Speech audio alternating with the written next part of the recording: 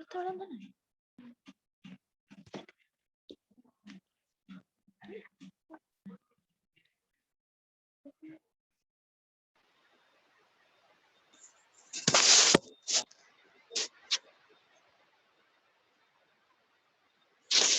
Estoy grabando.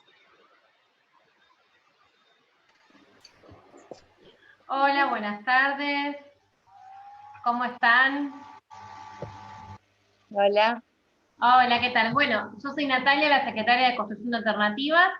Vamos a guardar unos minutos más que se siga conectando la gente para poder también recibir a la directora de sede, Silvia Blanca López, y a nuestro queridísimo hoy Carlos Siñón, que viene a acompañarnos en esta capacitación, que ahí ya lo veo conectado. Aguardamos unos minutitos más y empezamos, ¿sí? Vale.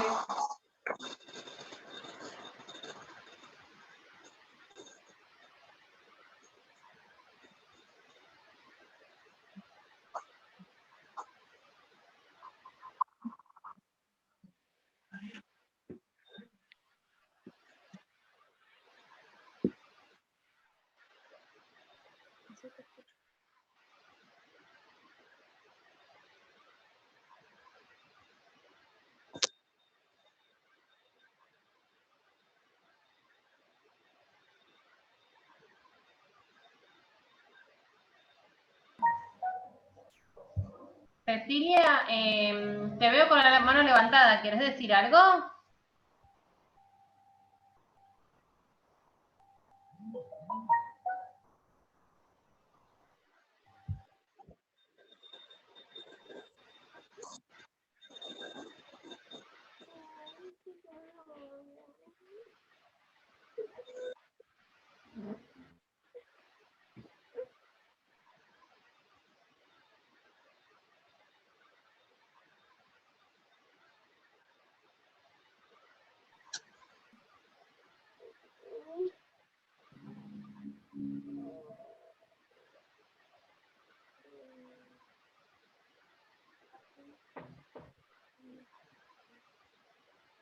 ¿Y acá, Pri?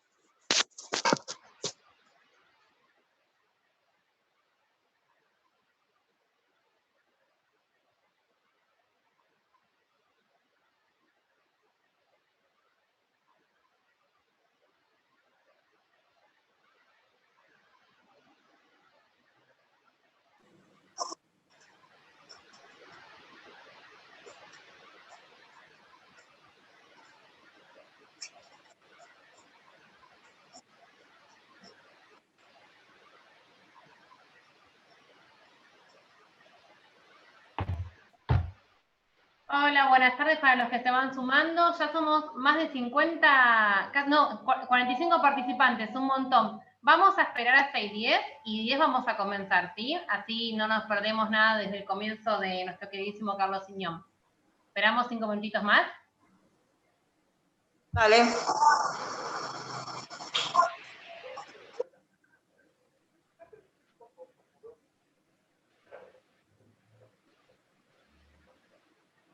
Hola, buenas tardes. Bueno, yo ahí pregunté en el chat de dónde son, desde dónde estamos, con Hola, quiénes Carlos. estamos conectados. Hola, Natalia, ¿cómo estás? Hay gente de todas partes, es un placer. Esto de la verdad virtualidad que nos conecta y hace lazos, ¿no? De Buenísimo. todas partes. Si quieren ir contándonos en el chat o el que se anima a hablar de dónde es.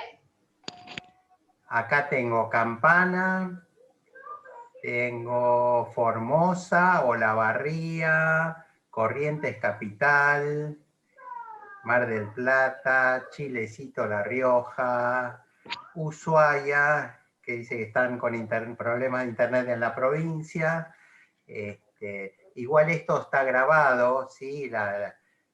Alicia Mancilla, si se cortara por alguna de esas cuestiones, bueno, después entrarás en la página de Construyendo y lo podrás ver fuera de línea si se llegara a cortar. Pero bueno, ojalá que no se corte. Córdoba, Neuquén, Villa Regina en Río Negro, Córdoba Capital, Buenos Aires, La Plata, La Ferrer, que es en Provincia de Buenos Aires, Morón Sur, Provincia de Buenos Aires, Pontevedra, partido de Merlo en Buenos Aires, Morón, bueno, va ganando Morón, Merlo, José Cepaz, Tandil, muy bien, Rosario, yo estoy en Parque Avellaneda, en Ciudad Autónoma de Buenos Aires, acá empezó a llover hace un ratito, así que si viven cerca y tienen ropa en la soga, vayan a sacarla. Acá me dice que no llovió, entonces yo lo aluciné. Creo que para mañana está Tigre, Ricardo Rojas en Tigre, Villa Mercedes en San Luis, he andado por ahí dando cursos de computación, Rosario ya dije. Bueno, qué importante, ¿no? Que podamos estar de norte a sur del país conectados y conectadas.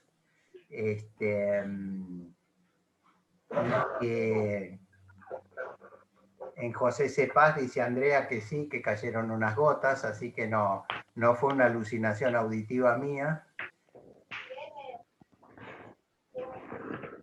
Bueno, ahora sí, ya la tenemos acá conectada con nosotros a nuestra directora de la sede Construyendo Alternativas, que nos llamamos en realidad ahora Operativas, que estamos todas, la sede Morón Sur, Barrio Parque, San Justo, y me estoy olvidando una, me va a retar, no me acuerdo ahora. Bueno, ahora sí, les damos la bienvenida a esta hermosa capacitación y yo le voy a pasar la palabra a nuestra queridísima directora, Silvia Blanca López, que va a presentar oficialmente a Carlos Siñón. Hola, Carlos, llegó el día, ¿no? Finalmente. Llegó el día, después de tanto. O sea, yo lo que quería contar es que un día me animé, ¿no?, a mandarle un email a Carlos, porque yo buscaba un apunte de cuando yo estudiaba, me acuerdo, los duelos grupales. ¿Te acordás, Carlos? Los cierres Lo grupales. único que me preguntó es, ¿sos psicóloga social? Y bueno, y me mandó con su generosidad que acostumbra, ¿no?, el apunte que había buscado y había tratado de conseguir. Y bueno, las vueltas de la vida, este año vamos a tener la suerte de que sea profesor, ¿no?, de psicología social, toda virtual. Así que estamos súper emocionados. Así que bueno, bienvenido, Carlos. Bueno, gracias, Silvia. Para mí un placer, un gusto. Yo siempre subo prácticamente todos los días Sí. a los archivos de la página de Construyendo, ¿sí? Capacitación, Construyendo. Bueno, después si querés ponerlo bien en el chat si alguien quiere sumarse. Y recién subí este libro que se llama Técnicas Participativas de Educación Popular, ¿sí? Bueno. Que como supongo que hay estudiantes y psicólogos sociales y psicólogas sociales aquí, les puede servir como manual para usar técnicas para trabajar con grupos, comunidades, organizaciones, ¿sí? Y entonces yo había subido un texto de Ricardo Rodulfo que se llama La subjetivación y los jugares, ¿sí? Y bueno, una de las lectoras dijo, podrían dar una charla sobre esto. Yo no me acuerdo ahora quién era esa persona ni si está acá, pero bueno, gracias a ese comentario es que se juntó toda esta gente, ¿no? Entonces la reflexión que hago es, bueno, como a veces ser activo en algo genera cosas, digamos, ¿no? Genera encuentros, redes, charlas, aprendizaje, ¿no? Que nos sirva de ejemplo que, bueno, cuando uno se queda mirando pasivo, por ahí no genera nada, y cuando uno pone, aunque sea un comentario, algo puede generar, si hay gente a su vez activa que está dispuesta a, ¿no? Porque a partir de ese comentario yo hablé con Silvia, ¿qué te parece? Bueno, sí, armémoslo, se hizo la propaganda, ¿sí? Y bueno, y acá estamos 48 personas, y ingresando. Y que no sé si hay un límite, Silvia, de gente que puede entrar. Sí, igual faltan, ¿no, Nati? ¿El máximo es 100? Sí, tenemos como máximo 100 inscriptos más de 70. Pero bueno, no importa, nosotros lo vamos a grabar y lo vamos a subir a YouTube y de ahí lo vamos a compartir a las sedes operativas. Lo van a poder ver después. Perfecto. Una cosa que me gustaría destacar de Carlos, que siempre está subiendo material y lo escribe él también. Así que léanlo, compártanlo, socialícenlo con alguien, para que no quede solo en el grupo, que ese material se desparrame a otros lugares para que les sirva a muchas personas más. Sí, sí, sí. Yo pienso que, bueno, que el conocimiento es para compartir, ¿sí? No es algo individual, no es algo personal, no es algo que lo escribí yo y lo vendo, ¿no? O sea, hoy en día con las redes, con internet, con el mundo globalizado en el que vivimos, bueno, el conocimiento tiene que circular y lo mejor que podemos hacer es que el conocimiento circule, ¿sí? Que nadie se lo apropie, que nadie, digamos, se haga dueño de, ¿no? Entonces, el compartir y compartir los saberes tendría que estar al orden del día hoy en día, ¿sí? Entonces, bueno, esto es ideológico, digamos, ¿no? Habrá otros que dicen, no, si yo lo escribí, me lo pagás, bueno, yo nada de lo que escribo lo he cobrado nunca, lo hago como una forma de devolver la oportunidad que uno tuvo de formarse, ¿sí? Entonces, bueno, ya que estoy, me presento. Yo soy psicólogo social desde hace muchos años, egresé de la escuela que fundó Pichon Rivière, y con el tiempo hice la carrera de psicología en la Universidad Kennedy, así que bueno, también soy licenciado en psicología, y trabajo como psicoanalista, o sea que atiendo personas desde el marco teórico del psicoanálisis, que es uno de los pilares de la psicología social. Entonces, bueno, hoy vamos a hablar de cómo es el proceso de hacerse persona, digamos así, y su relación con el juego, ¿no?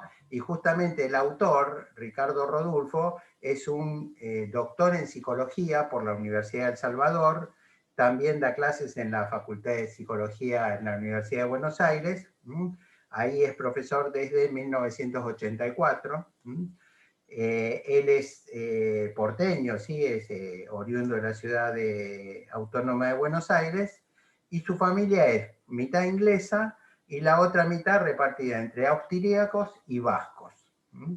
Ustedes dirán, ¿qué tendrá que ver esto? Bueno, hay que ver, ¿no? A veces cómo la biografía de un autor, ¿no? O de un texto influye en esa producción, ¿sí? En Pichon Rivière se ve bastante claro, también en Freud, o sea que los autores no están separados de la época y de la familia que tuvieron, de cuánto le promovieron la autoestima, el desarrollo, las posibilidades que tuvieron, ¿sí? Entonces, entre su influencia, dice acá la biografía, él lo influyeron figuras del psicoanálisis argentino como Diego García, Reynoso, Rafael Paz, José Blecher, que en psicología social se ve mucho, Edgardo Rolla y Guillermo Masi. Sin embargo, el pediatra, psiquiatra y psicoanalista inglés Donald Winnicott es uno de sus principales referentes. Este dato es interesante porque fíjense que él se recibe de psicólogo en 1968. ¿Sí? En 1968, la psicología en la Argentina era muy kleiniana, muy de Melanie Klein. Y Donald Winnicott, casualmente o no casualmente, fue paciente de Melanie Klein y discípulo de Melanie Klein, ¿sí? Entonces fíjense que esto que es la escuela inglesa, él viene de familia inglesa, entonces podemos empezar a hacer como una línea biográfica, ¿no? De cómo influye la familia de uno o los ancestros de uno, ¿no? Porque a veces nosotros vemos que tenemos un problema o yo escucho un paciente que tiene tal problema y a veces me pregunto, ¿de dónde le vendrá esto? ¿No? Porque no viene de él, quizás no viene de los padres, capaz que viene de los abuelos, de los bisabuelos, entonces uno empieza a investigar la historia, ¿sí? Y encuentra a veces algunas puntas para explicar desarraigos, angustias, traumas, ¿sí? Que tienen que ver con la historia, ¿no? O que uno dice, mira, a la abuela nunca la conoció, pero tiene mucho de la abuela, ¿no? Y uno dice, bueno, ¿cómo se transmitió esto? ¿No? O sea, y es una transmisión inconsciente. Este doctor Ricardo Rodulfo, doctorado en psicología, se ha dedicado a atender niños y por eso relaciona los jugares, la actividad de jugar, ¿sí?, con la infancia, ¿no? Y lo aplica clínicamente, ¿no? En casos de violencia, en casos de abuso, en casos de padres o madres negligentes, ¿sí? Él atiende niños y teoriza desde el psicoanálisis cómo es el trabajo con niños, que es a través de juegos, a través de dibujos, a través de cuentos, ¿sí? O sea, a los niños no se los analiza diciéndole asocie libremente, ¿sí? Como podría ser con un joven, un adolescente, un adulto, ¿sí? Con los niños se trabaja de otra manera. Entonces estamos hablando de un autor hoy que es especialista en el trabajo clínico con niños y niñas que han tenido dificultades. ¿Vamos bien hasta acá? ¿Se entiende? Muy Bueno, bien. Entonces él pone como título, ¿sí?, la subjetivación y los jugares, ¿no? Entonces la primera pregunta sería, bueno, definamos qué quiere decir subjetivación, ¿sí? Porque digamos que es una palabra que uno no usa cotidianamente, ¿no? ¿Qué es la subjetivación? Bueno, diríamos, es el proceso por el cual un ser humano se convierte en sujeto. Sujeto es una palabra, un concepto muy psicoanalítico, ¿sí? Porque ¿por qué no decimos persona? ¿Por qué no decimos gente? No, decimos sujeto. Entonces, sujeto, ¿sí?, proviene del latín subjectum, que quiere decir puesto debajo, ¿sí? Vieron que subterráneo, el prefijo sub, siempre es por debajo, ¿no? Entonces, subjectum, sujeto, es puesto debajo. Y para el psicoanálisis, específicamente, el sujeto, es un juego de palabras, el sujeto está sujetado a su inconsciente, ¿no? Entonces, el psicoanálisis lo que hace es teorizar, no digo descubrir porque Freud en realidad no lo descubre, porque más bien él le pone nombre y lo teoriza, ¿sí? Pero el inconsciente viene con la humanidad, ¿sí? Es una construcción que hacemos, es una parte del aparato psíquico, ¿sí? Entonces decir que Freud lo descubre, podríamos pensar, y que antes la humanidad no tenía inconsciencia, sí, antes tenía, pero no estaba teorizado. Freud le pone nombre, dice cuáles son sus leyes, dice cómo se va construyendo, ¿sí?, que es totalmente diferente de lo que es lo consciente, ¿sí? Entonces, subjetividad, subjetivarse, quiere decir hacerse persona, hacerse sujeto, ¿sí? Construir un aparato psíquico que no viene dado a priori. Un bebé apenas nace, todavía no tiene un aparato psíquico, es puro cuerpo, es pura biología, es puro órgano, diría, ¿sí? Ni siquiera tiene todo bien desarrollado. Entonces va a tener que construir un cuerpo, una noción de cuerpo y un aparato psíquico, ¿sí? Este proceso de subjetivación tendrá sus vicisitudes, tendrá sus alternativas, ¿sí? Y bueno, y el jugar justamente permite un desarrollo armónico, ¿sí? Por supuesto sabemos que el ser humano, el cachorro humano, nace muy prematuro, ¿sí?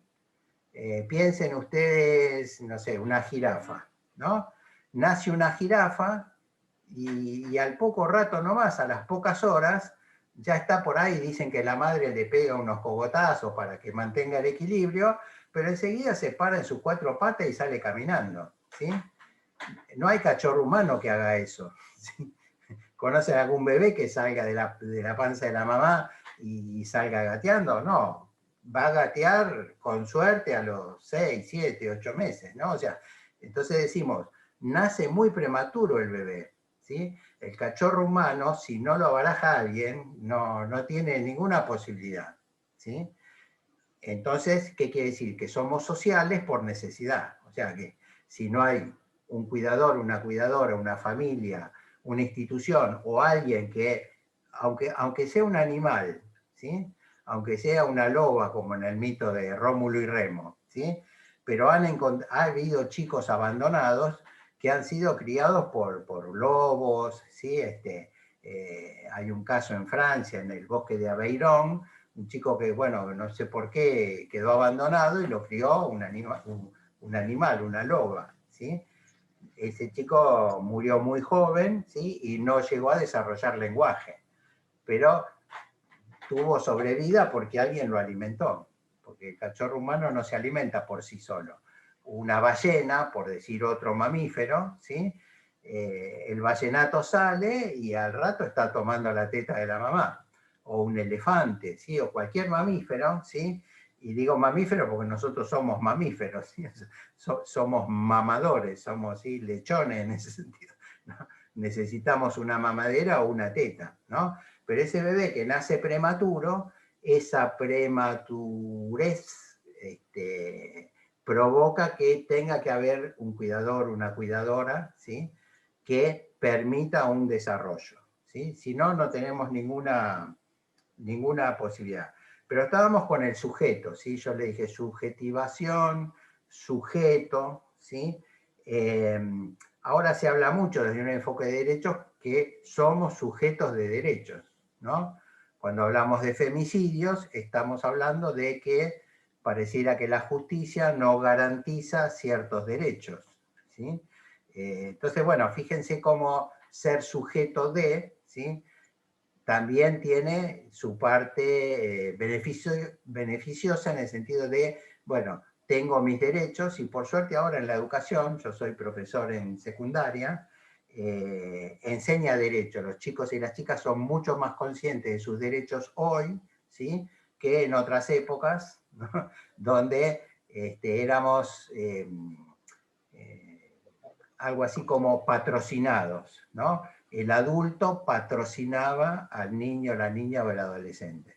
Ahora ya no, la ley de patronato se terminó y ahora hay derechos garantizados por la Constitución, por tratados internacionales. Y si no fuera sujeto, ¿qué es? Bueno, lo que no es sujeto es objeto. Para el femicida, la mujer es un objeto, ¿sí? No es un sujeto, ¿sí? No estoy moralizando, pero digo, para ponerlo en términos correctos y concretos, ¿no? O sea, yo puedo tomar al otro como, respetarlo como sujeto, o lo puedo tomar como un objeto, ¿sí? Pero en la relación sujeto-objeto, ¿sí? Si el bebé es el sujeto, la mamá es el objeto, ¿sí? Y el bebé, cuando nace y toma la teta o le dan la mamadera, todavía no diferencia que hay un yo de un no yo. Ese yo del bebé o esa fantasía del bebé es que él crea el pezón de la mamá. ¿Sí? Fíjense, ¿no? Como no hay todavía una diferenciación yo del no yo. El bebé todavía no dice, acá viene la teta que es de mi mamá. No, acá viene una teta que es creada por mí mismo, ¿sí? O por mí misma, bebé. ¿Sí? El bebé cree que crea el pezón y la teta que lo alimenta. Más adelante discriminará, ¿sí? Que el bebé, bueno, cuando viene la teta, esa teta puede satisfacer o puede frustrar, ¿sí? Estamos hablando de necesidades, pero esas necesidades, dice Pichon Rivière, solo se satisfacen socialmente, ¿sí? En un vínculo. Bien, entonces sujeto y objeto es como el bebé va a empezar a jugar, porque el bebé con la teta juega también, ¿sí? Una vez que se alimentó, se queda jugando con el pezón o con la tetina de la mamadera, ¿sí? Yo digo teta como imagen, puede ser una mamadera, y no hace falta que sea una mamá, puede ser un papá, una abuela, un cuidador, ¿sí? Son figuras en el sentido, son funciones, ¿sí? Función materna es dar la mamadera, amamantar, no importa quién lo haga, ¿sí? El sexo de quien lo haga o el vínculo que tenga, es la función de alimentar, la función de cuidar, la empatía, que es tan importante para un bebé, que su cuidador o cuidadora entienda lo que le pasa, porque el bebé no sabe qué le pasa, ¿sí? Y como todos sabemos, no vienen con manual de instrucciones, ¿sí? Entonces, hay que aprender junto con la crianza, bueno, cuando llora porque tiene hambre, cuando llora porque se ensució, cuando llora porque está angustiado, cuando llora porque le duele algo. Entonces, bueno, lleva un tiempo saber por qué llora, ¿no? Esta decodificación, ¿no? Y si uno no tiene empatía, si uno se desborda, si la cuidadora o el cuidador están en duelo y entonces están tristes o están preocupados, ¿no? Con esto del contagio, ¿sí? Una pregunta interesante sería, si la mamá tiene coronavirus, ¿puede amamantar al bebé? Escucho. ¿Qué dicen? ¿Puede o no puede? Esa... Sí, se puede. Sí, no hay problema. Bueno, novedades del coronavirus. Sí, no se transmite. Pero si tiene VIH, no. ¿Sí? Entonces, bueno, hay que ver. Siempre caso por caso. ¿Sí? Coronavirus no hay problema, pero VIH sí. Entonces, bueno, tendrá que darle mamadera necesariamente, porque si tuviera VIH sí se transmite. ¿Sí? Hay suficiente carga viral. Con el coronavirus no. Bien. ¿Qué quiere decir jugar? ¿Sí? Porque hablamos de subjetivación y hablamos de jugares. Jugar viene del latín jocari, que quiere decir bromear, ¿no? Entonces, jugar es como bromear, ¿sí? Y al final de esta charla hablaremos del tema del humor, ¿sí? Que es tan necesario, tan importante, tan creativo y que a veces permite decir cosas que de otra manera sería duro decirlas. Entonces, bueno, el humor es una parte interesante e importante de esto del jugar. Digamos claramente que el jugar es la tarea de la infancia, ¿sí? No es una pérdida de tiempo, no es que el chico tendría que estar haciendo algo productivo como estudiar, leer o aprender, no, la tarea de la infancia es jugar. Ni les digo trabajar, ¿no?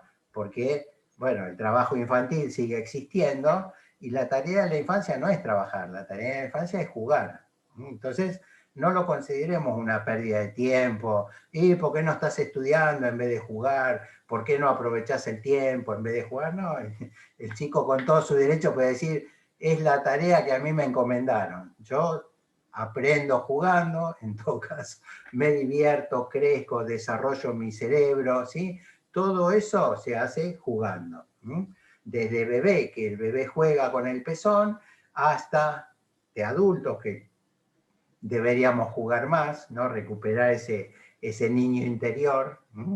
Ahí veo a Cecilia que está con, no sé qué es,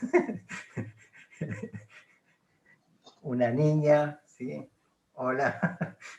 Pero bueno, la tarea de esa niña es jugar, ¿sí? No tiene ni que trabajar, ni que producir, ni que estar haciendo cuenta todo el día, ni llenando cuadernos con palabras. Bueno, su tarea es jugar. Es más, los adultos a veces queremos que niñas y niños sean adultos, ¿no? Y bueno, ponete sesudamente a estudiar, ¿no? ¿Qué quiere ser? ¿Médico? Entonces el chico tiene 8 años y tendría que estar leyendo un manual de medicina. Bueno, eso es una exageración, digamos, ¿no? O sea, los chicos no son adultos, ¿sí? Entonces, como no son adultos, bueno, su tarea es jugar.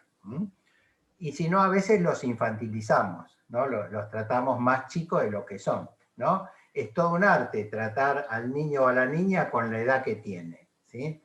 Los años que tenga, ¿sí? Y no apurarlo, no hacer que quemen etapas. Con los adolescentes nos pasa lo mismo, ¿sí? A veces no le damos permisos que deberíamos darle porque nos lo creemos más chicos, y a veces los ponemos en lugares más adultos que tampoco les corresponden. Valga como ejemplo la sexualización de la infancia, ¿no? Niñas o niños que están haciendo desfile de modelos, maquillados, ¿no? O en posiciones sexuales de adultos, que, bueno, que no corresponden, ¿sí? No hay que sexualizar la infancia, ¿no?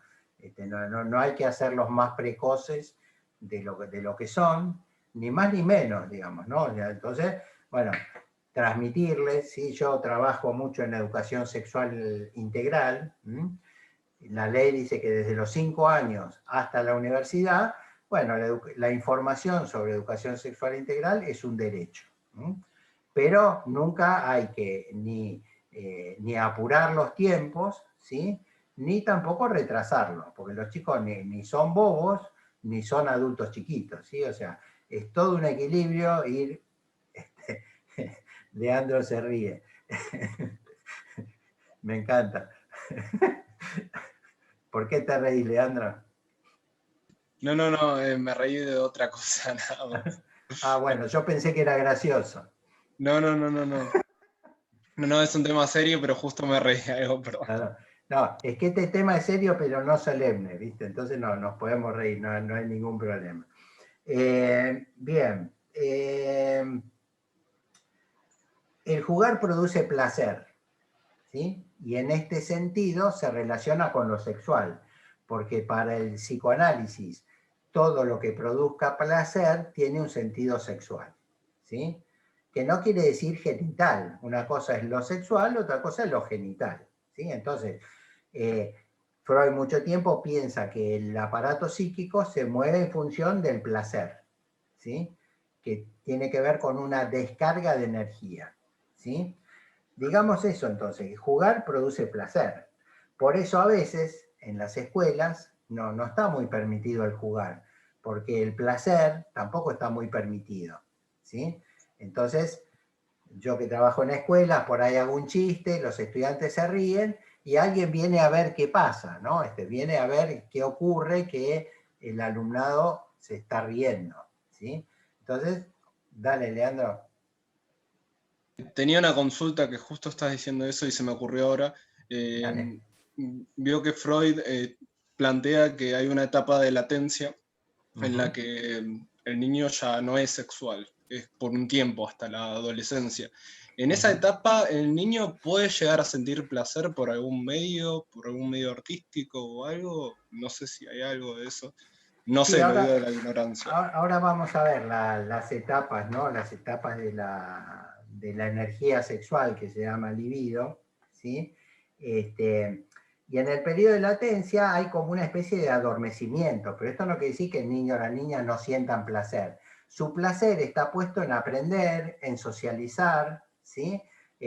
No quiere decir que, digamos, se adormece en el sentido de lo genital, digamos, ¿no? Que la zona oral ya no tiene tanta prevalencia, la zona de la boca, la zona anal, la zona del ano y la mucosa anal no tiene tanta prevalencia, entonces entra como en un adormecimiento de esas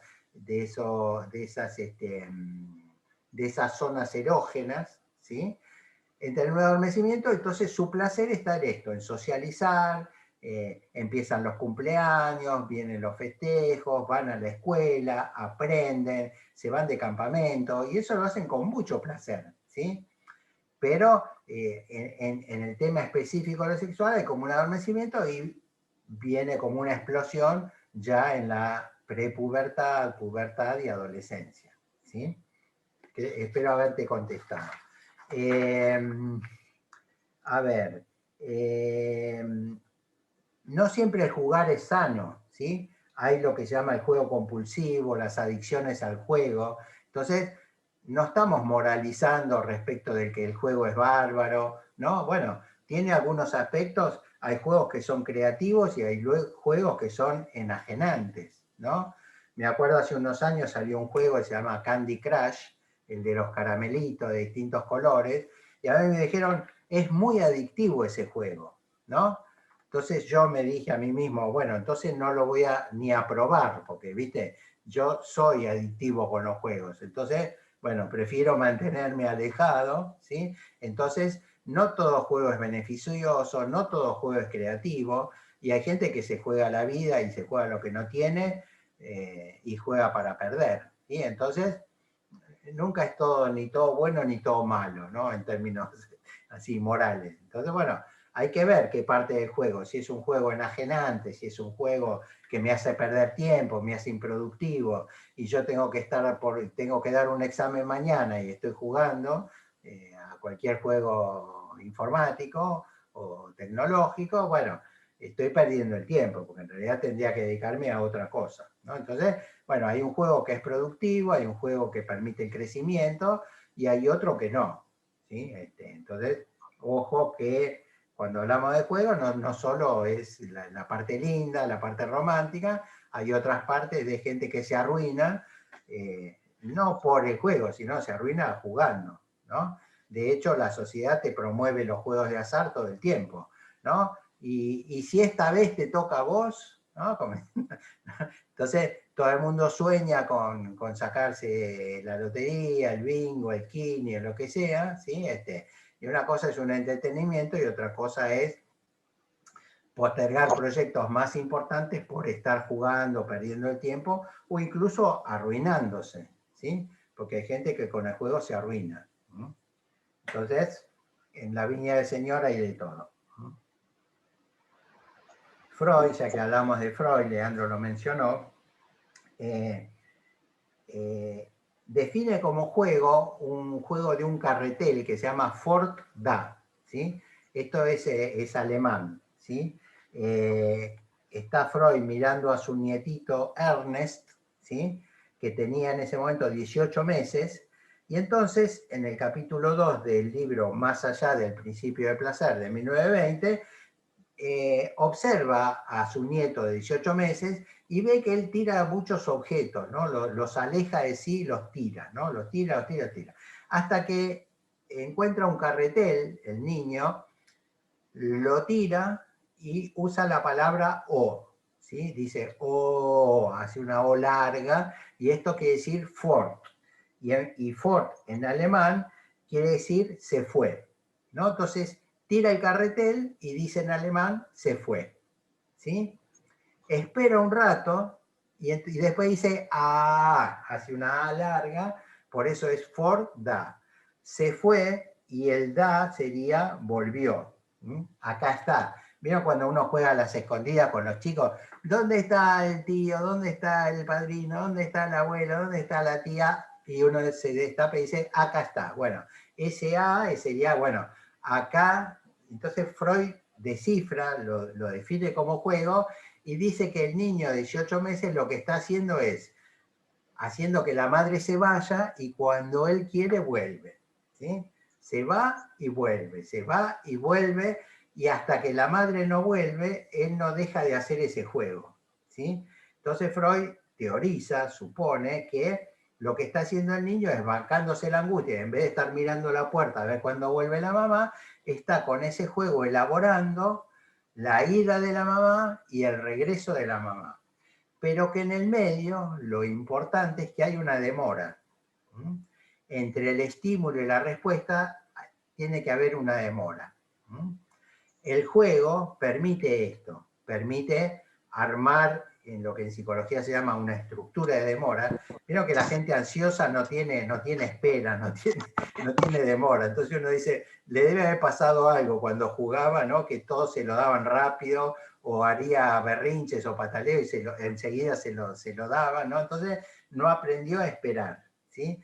En la clínica, ¿sí? Con chicos autistas, ¿no? Que tampoco tienen mucha demora, ¿no? A veces se juega a las escondidas, y el terapeuta a propósito, ¿no? Se esconde detrás de una cortina, ¿no? Y él cree que no lo ven, pero claro, tiene las piernas y los pies afuera, ¿sí? Entonces, el terapeuta a propósito lo deja un ratito que se esconda y después lo encuentra, para que vaya entendiendo que, bueno, que las cosas no son inmediatas, que las cosas tienen un tiempo, ¿no? En una sociedad en la que estamos que todo es llame ya, ¿no? El consumo, ¿no? Te dice, ¿quiere esto? Llame ya. Y si llama ya, tiene esto otro. Y tiene este descuento, ¿no? Entonces, compulsivamente nos están instando a consumir ya mismo, ¿sí? La persona alcohólica, por ejemplo, quiere tener el vaso y la botella a la mano, no quiere esperar, no quiere ir a levantarse, tener que ir al bar, servirse, no. Todo tiene que estar a la mano. Bueno, entonces sabemos que en la vida tenemos que incorporar esta estructura de demora, que todo no es ya, ¿no? Que, no sé, ahora que uno puede ver en un fin de semana, no sé, 20 capítulos de una serie, ¿sí? En otra época, la televisión, vos veías media hora Batman, por decirte algo, ¿no? Y salía un cartel que decía continuará y tenías que esperar al otro día, ¿sí? No podías ver el capítulo ya mismo, no, había que esperar, ¿sí? Y los viernes tenías que esperar el fin de semana, porque hasta el lunes no había otra emisión de Batman, de Llanero Solitario, lo que fuera. Bueno, parece que yo estuviera hablando, ¿no? de la Edad Media, ¿no? Pero esto no fue hace tanto, ¿no? Pero bueno, la estructura de demora, ¿no? Hace que ahora todo tengamos a la mano y ya, ¿no? Entonces esta inmediatez, que a veces parece que la disfrutamos, en realidad no nos permite tener una espera tranquila. Vieron que nadie quiere esperar. Hoy en día todo uno, no, dale que no tengo tiempo, apurate, todo es... Pido, los adictos al juego, por ejemplo, me decía un mozo de un bingo, el adicto al juego te pide un bife a caballo con papas fritas y a los 5 minutos te lo está reclamando, ¿sí? Dice, y mozo, el bife, y se piensa que el cocinero está esperando que él pida, ya le prepara todo y en 5 minutos sale un bife con papas fritas a caballo. Bueno, no, las cosas demoran cierto tiempo. Digo, como a veces patologizamos, ¿no? ciertas conductas de no querer esperar. El juego este del Fordá permitía esa estructura como de demora. Bien. Estamos -4. Leandro preguntaba por el tema de la energía, ¿no? La libido, las fases de la libido, ¿sí? Me detengo un cortito en esto, ¿sí? Cuando un bebé nace, su etapa, digamos, libidinal de energía, ¿sí? De energía psíquica, es lo que se llama libido intrasomática. La libido sería como un equivalente de que la excitación sexual en lo somático, ¿sí? La libido sería una energía psíquica, una energía psicológica, que tiene que ver con el sistema nervioso central, ¿sí? El sistema nervioso central está formado por neuronas, ¿sí? La neurona es la célula del sistema nervioso central. La neurona tiene un cuerpo y tiene una colita que se llama axón, ¿sí? Ese axón está recubierto de una sustancia que se llama mielina. Entonces, cuando el bebé nace es puro cuerpo, ¿sí? Y la zona de la boca es la zona más mielinizada, ¿no? Que tiene más conducción nerviosa, ¿sí? El impulso eléctrico, esta mielina permite, ¿sí? Que el impulso eléctrico se transmita. Entonces, como esta zona de la boca, la mucosa de la boca, es la más mielinizada desde el punto de vista de las neuronas, esa zona tiene más sensación, más sensitividad, transmite más impulsos, entonces toda la percepción del bebé está ubicada en la boca. Por eso, bueno, el pezón, el ritmo del amamantamiento, el provechito, ¿sí? Hay que ir buscando un ritmo en ese amamantar o en ese dar la mamadera. Uno no le da la mamadera al bebé y lo atraganta, no. Si tragó aire, lo para, se lo pone en el pecho, le pega en la espalda, y esto es provechito. Hay bebés que regurgitan mucho, ¿sí? Porque en el texto de Rodulfo habla de la importancia de lo que son el entubamiento, ¿no? Lo que son los tubos. La garganta es un tubo, ¿sí? Por el cual se ingiere, ¿sí? No se larga, ¿no? Entonces hay bebés que vomitan mucho, ¿sí? Y entonces hay un problema ahí en el sentido de que el alimento debe ser ingerido, no debe ser regurgitado. Entonces, Si la mamá es muy ansiosa y quiere que coma rápido, o el papá le da demasiado rápido a la mamadera, no le hace provechito, entonces el tubo después invierte el sentido y el bebé vomita, con lo cual no se nutre.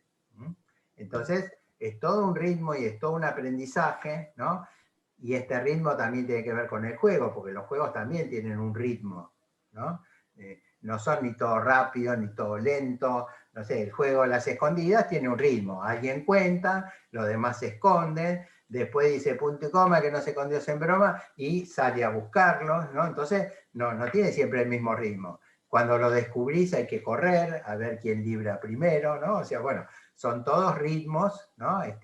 Entonces, esto que le decía de la mielina, con el tiempo, esto se llama etapa oral, primero, dividido intrasomática, etapa oral, después es la etapa anal, porque bueno, siguió el desarrollo neuronal, y entonces la zona de la mucosa, ¿sí? Que es por donde salen las heces, ¿sí? Y acá también tenemos que es un tubo de salida, el ano es un tubo de salida, pero si el bebé está constipado, no sale nada, ¿no? Y se queda lleno de lo que debería salir. Y de esto nos quedan conductas en lo adulto. El fumar en la etapa oral, estar comiendo chupetines, caramelos, vomitar en el caso de bulimia y anorexia, bueno, cuestiones que tienen que ver con que en esa etapa algo del desarrollo quedó detenido, ¿sí? Energías que no fluyeron bien por alguna cuestión que habrá que investigar, pues siempre es caso por caso, ¿sí? De la etapa anal nos quedan cuestiones en relación con el dinero, el orden, el asco, la vergüenza, ¿sí? O sea, de cada etapa, bien o mal resuelta, quedan, ¿no? El hecho de tener mucha constipación o nada de constipación, que sería el otro extremo con diarreas, ¿no? Me pongo nervioso y tengo que salir corriendo al baño, o me pongo nervioso, o me mudo, o me voy de vacaciones y no puedo hacer, y estoy 15 días sufriendo porque no puedo ir al baño, ¿sí? Bueno, eso que pasa hoy tiene que ver con aquello de la etapa anal, que serán los 2 años, ¿no? Cuando el bebé, el niño, la niña empiezan a dejar los pañales, empieza la retención de orina, empieza el control de esfínteres, ¿sí? Entonces, bueno, y todo esto también tiene que ver con el jugar, ¿sí? Los niños y niñas juegan con su pis, ¿sí? Su pis es marcar territorio, ¿sí? O sea, hay un montón de analogías que se pueden hacer con, los varones juegan a ver quién hace pis más lejos, ¿sí? Entonces, bueno, con la orina, con las heces, las heces para el niño o la niña son un regalo, y el adulto no lo recibe como un regalo, y dice, saca esa porquería que comiste. ¿No? Entonces, el bebé tiene que, la niña o el niño tienen que renunciar a ese regalo, ¿no? Entonces, hay una ecuación simbólica, dice Freud, ese regalo, pene, por la forma de las heces, ¿sí? Bueno, son cuestiones que van surgiendo en la clínica, que acá no es el momento ni el lugar, pero bueno, digamos, hay un montón de desarrollos, ¿no? La otra vez una paciente me decía, ¿qué tiene que ver las heces con mi tratamiento? ¿No? Porque me decía que estaba constipada y qué sé yo. Y yo decía, bueno, será que algo pasó a cierta edad que vos no te acordás, además, porque uno de los 2 años no se acuerda, ¿no? Pero bueno, uno puede ver o suponer por lo que pasa en la actualidad cómo habrá sido el desarrollo de esa etapa, o qué pasó en esa etapa. Sí, a mis 2 años mis padres se separaron. Bueno, ahí uno empieza a hacer cierta construcción, ¿sí? Y usted me dirá, y si no es verdad, es que no importa si es verdad, el asunto es que tenga cierta coherencia, ¿sí? Pues Freud también se pregunta, ¿será que mis histéricas me mienten? Se preguntaba él. Y después dice, bueno, es la realidad psíquica, es lo que la persona siente que pasó. No importa si pasó en realidad o no, si es un recuerdo encubridor, bueno, no sabemos, pero es como lo sintió la persona, entonces es su realidad psíquica, ¿sí? Bueno, en los grupos cuando uno trabaja, bueno, no importa si es cierto lo que sienten o no, o sea, uno dice, bueno, están sintiendo esto, no entendieron nada de la clase y se sintieron atacados. Bueno, es lo que están sintiendo. ¿Será verdad que no entendieron nada? Bueno, habrá que preguntarles, pero en principio es la realidad psíquica, ¿sí? de las personas. Bueno, ya Hay estamos preguntas, casi... dice, si un niño hace pis hasta grandecito, se hace pis hasta grandecito, o sea, hasta los 6 años, ¿tiene que ver con esa etapa? Claro, sí, en general los niños y niñas a través de la orina o incluso a veces de las heces muestran ciertos problemas que hay a nivel familiar o que hay a nivel con hermanitos, a veces nace un hermanito y tienen una involución, ¿sí? Pero sí, la etapa anal tiene que ver con retención de heces y de orina, que, bueno, uno puede sospechar que hay ahí algún conflicto sin resolver, ¿sí?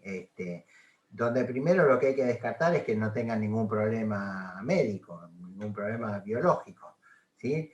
Porque no todo es psicológico, ¿sí? O sea, si hace pis, que vaya al psicólogo, no, primero que Justo lo quería vea un comentar médico. esto, que tal vez puede ser o algo biológico, o si se trata de algo que sea a nivel psicológico, también se toma como una actitud, ¿no? Porque las conductas de los niños justamente se refieren a algo, una conducta es aprendida según lo que quiere o mostrar, tanto explícita como implícitamente, es decir, por ejemplo, como para darles algo más gráfico, yo trabajo con una nena que tiene 3 años y medio más o menos, y es una niña muy inteligente, muy capaz en todos los aspectos, excepto en hacer caca en el inodoro. Todavía pide el pañal teniendo 3 años y medio y siendo muy capaz, pero a nivel, digamos, estándar, se muestra como más capaz que otros. Y lo que pasa es con ella es que todavía no, lo que yo veo, ¿no? Desde mi ojo crítico, es que no puede soltar su primera infancia. Todavía necesita ella pegarse, tanto como el chupete también, por ejemplo. Claro, ella tiene 3 años y medio y cuenta hasta el 50, lo cual es un montón para su edad. O escribe su nombre también, lo cual es un momento avanzado del grafismo. Por eso digo que demuestra un montón de capacidades, pero no puede hacer caca en el baño, que tiene que hacerlo en el pañal, y necesita su chupete. ¿Por qué? Porque no puede soltar esa primera infancia, esa etapa de la primera infancia donde ella era un bebé. Claro, sí, pero habrá que ver la conducta de los padres o de la familia frente a esta sintomatología, llamémosla, ¿sí? Entonces, chupete, etapa oral, pañales, etapa anal. Entonces, bueno, hay que ver. Yo primero descartaría lo médico, ¿sí? Porque ¿de qué sirve que vaya al psicólogo si tiene un problema en los riñones? Digamos, el psicólogo no le va a curar los riñones, ¿no? Hay cosas que son psicosomáticas, obviamente, pero primero el psicólogo, los psicólogos sociales, tenemos que descartar que no haya un problema médico biológico.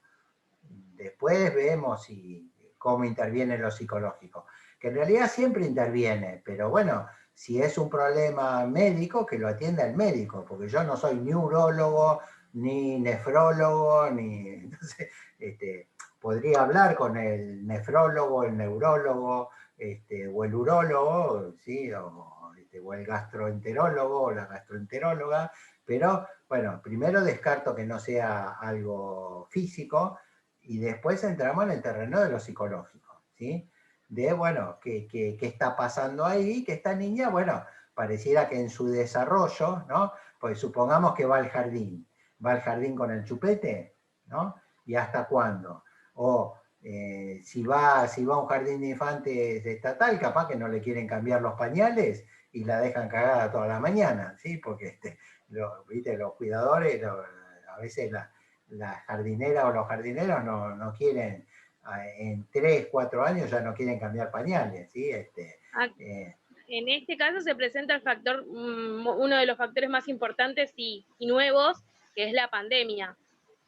Ya viene de los 2 años donde todavía usaba pañal y bueno, en este tiempo estuvo dejando el pañal antes de que terminara el año, tipo diciembre, noviembre, dejó los pañales, pero bueno, todas esas actitudes, por lo que yo veo, son referidas a esto de desapegarse de esa primera infancia porque tiene que volver al jardín. Ella en sala de 3 era el año pasado, el cual no lo pudo hacer porque, bueno, claramente no hubo pandemia.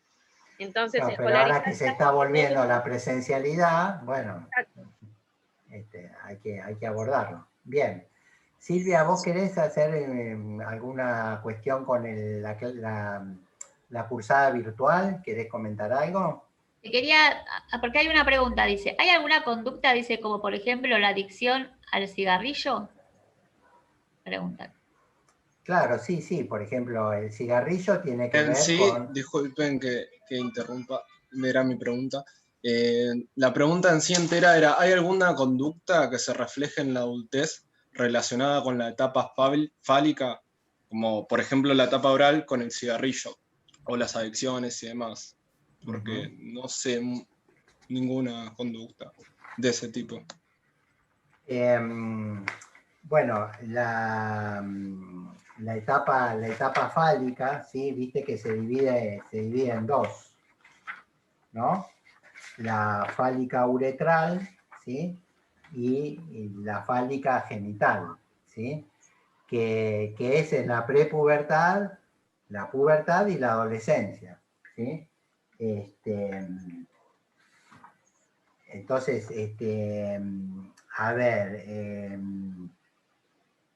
tiene muchas, estoy buscando algún síntoma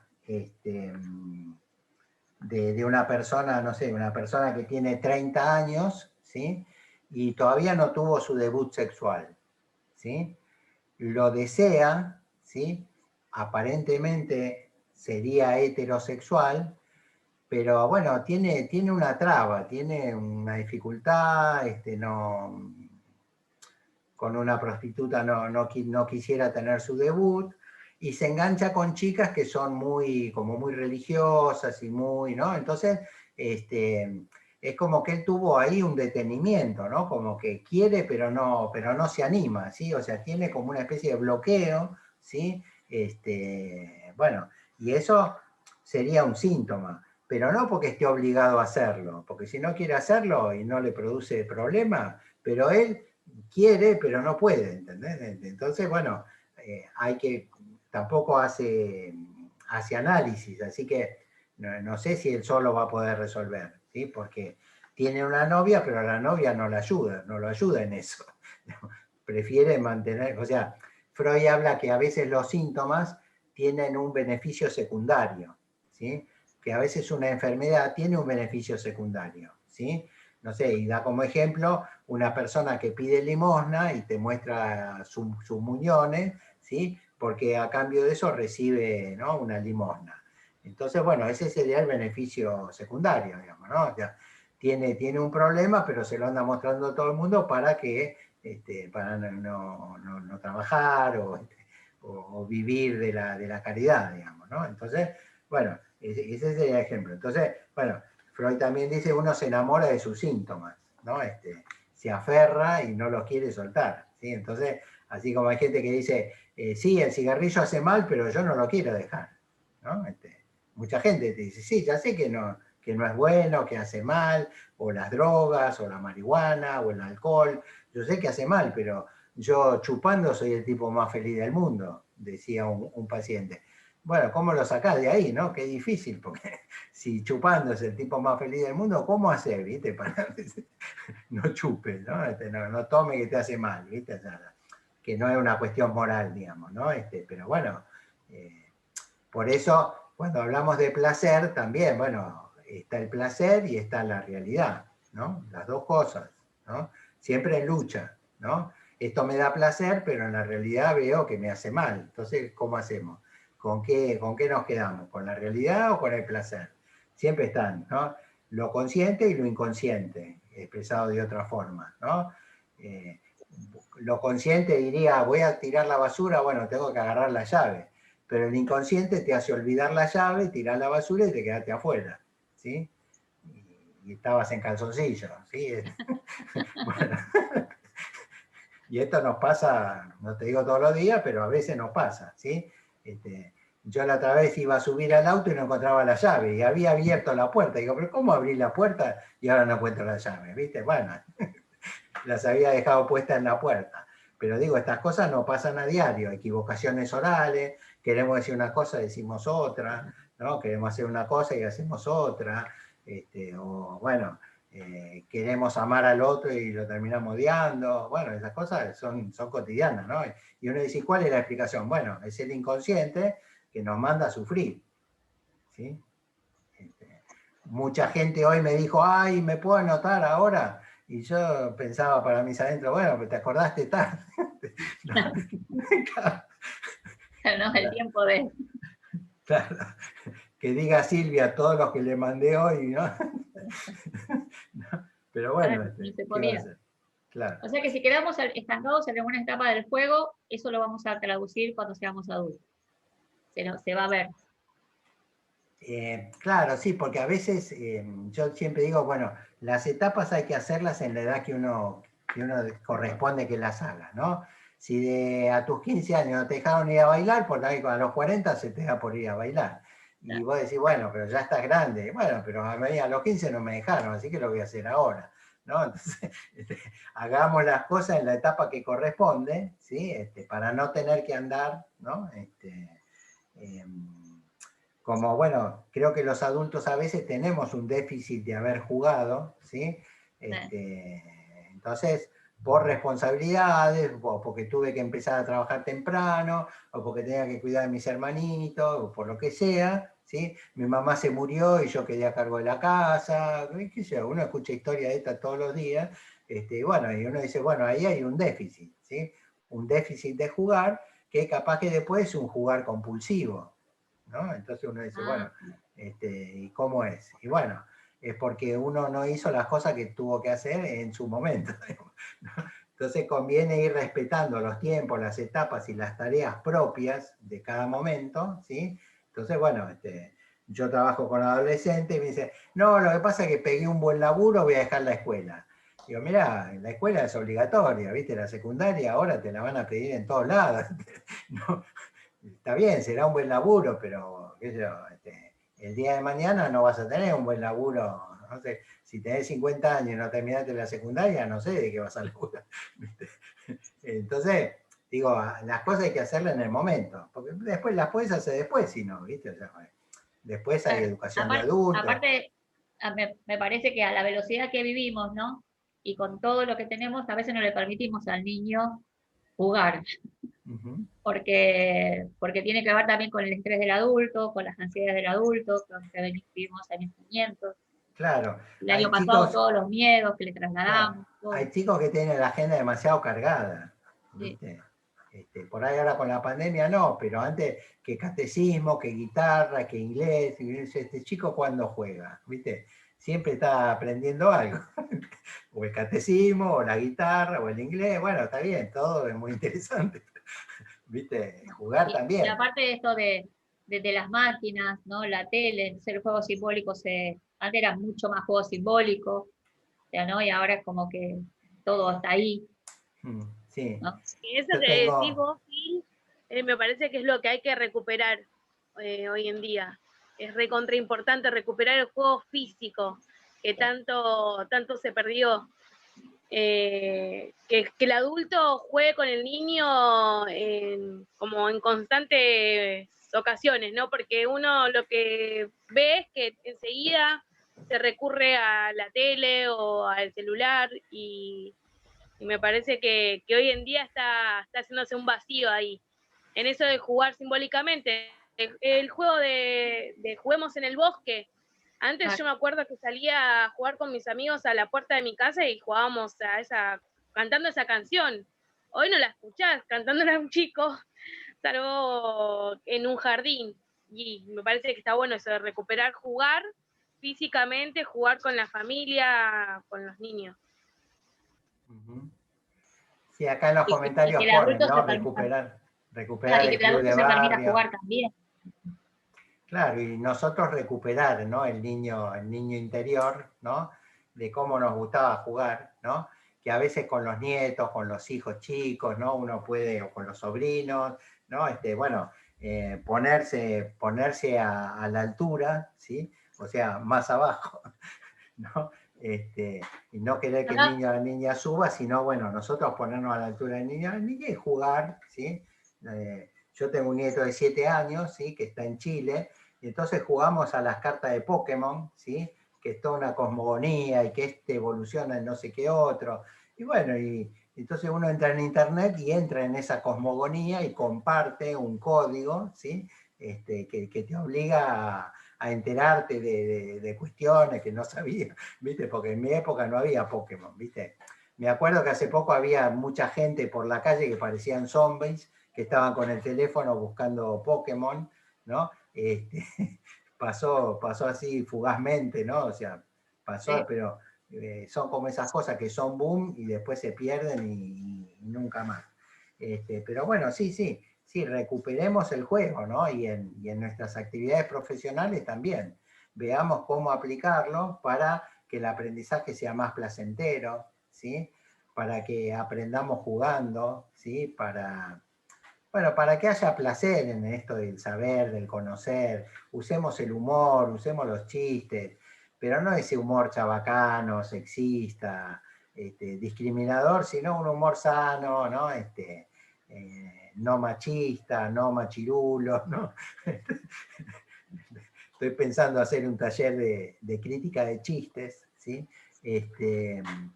Donde, bueno, veamos qué tiene gracioso contar un chiste de gallegos, ¿no? Los gallegos que nosotros asimilamos a español, Galicia hace muchos años, creo que en el siglo XVIII, se quiso independizar de España y entonces lo condenaron a no tener educación. Por más de 100 años no tuvieron educación. Entonces, es cierto que el gallego es un poco bruto, pero es bruto por una cuestión política, no porque nació bruto, ¿sí? Entonces, bueno, no tiene nada de gracioso esto que yo estoy contando, ¿no? Entonces uno podría reírse sin conocer la historia, pero cuando uno conoce la historia dice, bueno, yo chiste de gallego no cuento más, ¿viste? Porque me parece discriminador, ¿no? Lo mismo de los chistes sexistas, racistas, viejistas. Bueno, hay una colección ¿no? de malos chistes que uno no debería reproducir, porque por el chiste después pasan otras cosas, ¿no? O sea, pasa la machiruleada, pasa la cuestión de género, la discriminación. Entonces, bueno, un humor que sea un humor que nos riamos todos de algo y no de alguien, ¿sí? Bien. Bueno, Yo me Silvia, quedé pensando con Sí. eso que habías dicho de, o sea, en cuanto a género, ¿no? O sea, que la subjetividad nos transforma en sujeto y cuando nos cosifican, ¿no? O sea, que es en género, o sea, ¿no? Qué complicado, ¿no? Sí, y que eso tiene que cambiar por vía de la educación, ¿no?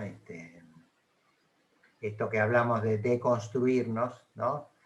En estas escuelas se llaman construyendo, ¿sí?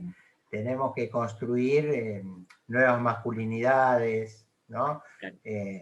Mujeres que también se deconstruyan, porque no solo los varones tendremos que deconstruirnos, ¿no? O sea, uno a veces escucha discursos machistas a cargo de mujeres. Entonces creo que tenemos que revisar de todos y todas, ¿no? Esta cuestión de ponerse como objeto o tomar a la otra como objeto, porque en realidad somos todos sujetos, nadie tiene que ser objeto de nadie, ¿no? Entonces, satisfacernos, como dice Pichón, ¿no? Nuestras necesidades mutuamente, ¿sí?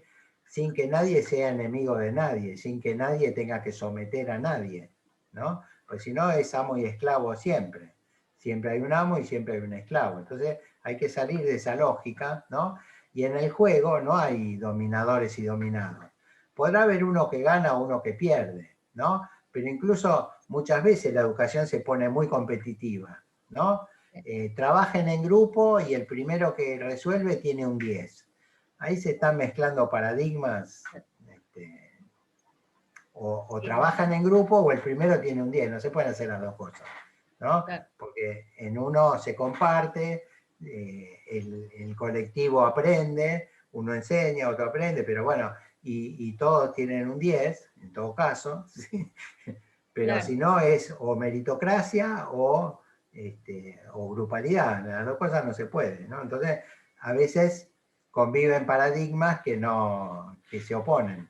Entonces, bueno, como psicólogos sociales apostamos a la grupalidad, ¿no? A la construcción en conjunto, ¿sí? A la construcción del aprendizaje. Claro, a lo colectivo, ¿sí? A la pluralidad. Y cuando uno juega, juega con amigos, ¿no? No juega con desconocidos. Generalmente uno juega con sus amigos, ¿no? Entonces, bueno, a eso hay que apostar, ¿no? Claro. Yo, como decía Vale, ¿no? Yo digo, un año con los chicos en casa, ¿no? Sin jugar con otros, sin sociabilizar. Y ahora vuelven con barbijos, la máscara con máscara, ¿no? Todo. Entonces yo digo, este año que perdieron los niños de 2 años, 3 años, 4 años, o sea, en estas etapas que vos contás, ¿no? Es un año súper importante, ¿no? Porque yo juego con otros, Sí. soy con otros. Acá Leandro pregunta si el chiste es una manifestación del inconsciente, ¿sí? El chiste espontáneo, sí, ¿no? Freud tiene un libro que se llama El chiste y su relación con el inconsciente, ¿sí? Entonces, como manifestación, el inconsciente se manifiesta de distintas formas, a través de los sueños, a través de los actos fallidos, a través de las equivocaciones orales, a través de los síntomas y a través de los chistes. Cuando uno hace un chiste, pero un chiste no un cuento contado como la medicina, ¿no? Pero que igual se puede analizar, ¿no? Pero bueno, cuando alguien hace un chiste discriminador, ¿no? Uno podría preguntar, bueno, pero ¿cuál es la gracia? ¿No? Soy rubia, dice una chica, entonces no pienso. Y yo digo, ¿y cuál es la gracia? ¿No? Porque las neuronas están adentro, el color del pelo no condiciona la inteligencia. Vos, Valeria, decías de esta chica que es muy inteligente, pero ojo que la inteligencia y las emociones a veces no concilian, ¿no? Yo conozco a alguien que es muy inteligente, medalla de oro a donde va, y le salió un tumor en el cerebro, ¿viste? Entonces vos decís, bueno, la inteligencia, ¿qué te garantiza? ¿No? El mayor coeficiente intelectual, que es de una mujer, se llama Marilyn Vos Savant, creo que tiene 220, cuando el nivel medio es 100, entre 90 y 110 es el medio. Esta chica tiene 220. Y ella dice, tener un coeficiente intelectual alto no te hace exitoso. Podés ser súper inteligente y en tu vida ser un desastre. Porque después están las emociones, no es solo la cabeza. Vos podés tener un alto nivel de abstracción, pero si después en lo emocional no te va bien, por más genio que seas, ¿no? Bueno, siempre hay que estar conciliando, ¿no? El corazón con el cerebro, ¿no? Integrando, ¿no? No Ahí sé va si la inteligencia emocional, ¿no? Claro, la inteligencia emocional que lo intelectual no te la garantiza, al contrario, gente que tiene mucha inteligencia, ¿no? Altos rendimientos, capacidades por encima de la media, a veces hacen agua por el otro lado, ¿sí? Por el lado de lo emocional. No sé si vieron El amor en el espectro. Es una serie que está en Netflix, que habla de adultos del espectro autista, ¿sí? Que algunos son muy inteligentes, pero no saben cómo relacionarse. No entienden el humor. Con lo que hablabas recién, se me vino a la cabeza el trastorno del espectro autista. Y cómo es como todas las capacidades potenciadas.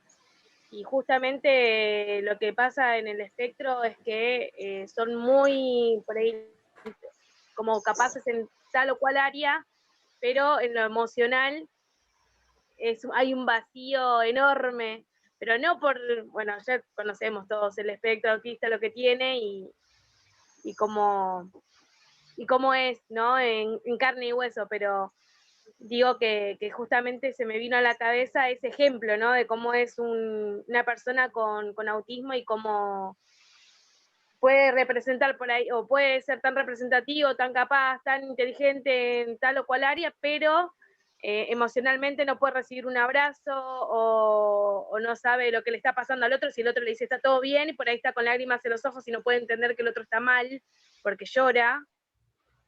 Y esto que hablamos de la empatía, ¿no? Como que le falla esta cuestión de la empatía, ¿no? Y que me parece que socialmente nos está fallando la empatía, ¿no? Cuando yo me quiero vacunar antes que otro que lo necesitan más, bueno, algo de la empatía está fallando ahí, ¿sí? No, porque bueno, hay que ponerse un poco en el lugar del otro, ¿sí? No sé, si un médico, una enfermera, una T está con más posibilidad de contagiarse que yo, por más que yo legalmente pueda, por ejemplo, como psicólogo, vacunarme, bueno, está bien, pero entre lo legal y lo ético ahí hay una diferencia.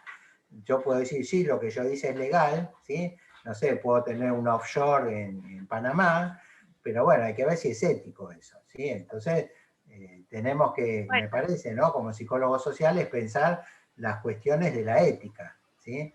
Sí, Me como decía una estar en el asiento del colectivo y que suba un niño de 4 años con una mamá de la mano. Bueno, pero yo tengo que dar el asiento si tiene menos de 3. Si ya veo que tiene 4 o 5, no se lo tengo que dar. Y es eso de la ética, ¿no? Se lo tenés que dar porque es un niño.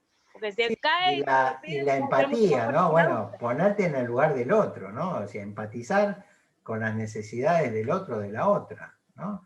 Porque si no es una cosa muy narcisista, muy, bueno, ¿no? Como dice Viviana Canosa, bueno, a mí no me pasó.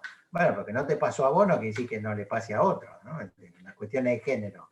No, a mí no me costó sobresalir. Bueno, pero hay un montón de mujeres que sí les cuesta. Entonces, uno no puede hablar de la fiesta como le fue a uno solamente. ¿No? Bueno, veamos cómo le va a todos, ¿no? Porque entonces cada cual sería salvate solo, digamos, ¿no? Que es un problema muy de la época, ¿no? Pero me parece que en esto de la empatía estamos, de hecho la educación no enseña mucho la empatía, ¿no? La educación está más centrada en contenidos que en habilidades sociales. Entonces, bueno, las habilidades sociales también son importantes, porque por más contenidos que vos sepas, después vas a necesitar relacionarte. Entonces, es tan importante el contenido de la materia como, bueno, la inteligencia emocional también, ¿no? Y en esto los psicólogos sociales tenemos mucho trabajo para hacer, ¿sí? Lo mismo con la educación sexual integral, ¿no? Que, bueno, uno necesita, ¿no? Para ejercer su sexualidad, ponerse un poco en el lugar del otro, el otro qué le gusta, qué necesita, ¿no? Que yo, si veo que hay un noviazgo violento en mi curso, ¿qué hago? ¿No? ¿Qué puedo hacer? ¿Cómo puedo ayudar? ¿No? O la familia, ¿no? Falta tanto trabajo, ¿no? Por hacer. Y en eso, bueno, me parece que si acá hay muchos actuales o futuros estudiantes de psicología social, tenemos trabajo por hacer, ¿no?